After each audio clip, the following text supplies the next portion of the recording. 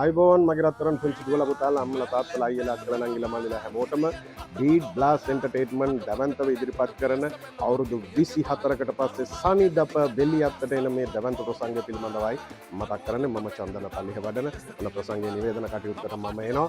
ඒ වගේම එදා රෑ බෙලියත්ත ප්‍රාදේශීය සභා ක්‍රීඩාංගණය එකම සුරපුරයක් වෙනවා අනුමානයි සනිදප සංගීතය සමග. එදා රාත්‍රිය ඔයාලට සින්දු කියන්න එනවා දිවංක දිල්ෂාන්, දිමංක වෙල්ලාලගේ, චාමර රණවක, අමන්දි සුලෝචන, රවි රොයිස්ට, සමන් ඉන්දික ඇතුළු තරු රාශියක්. ඉතින් බෙලියත්ත ප්‍රාදේශීය සභා ක්‍රීඩාංගණයට අප්‍රේල් 12 රැයට වෙද්දී එන්න කියලා ඔන්න දකුණු ලක ඔයාලට ආරාධනය කරනවා. ඒ වගේම මේක සංවිධානය කරන්නේ බෙලියත්ත දික්වැල්ල පාර තරුණ කැල. ඒගොල්ලන්ට අනුග්‍රහක හයිය දෙනවා.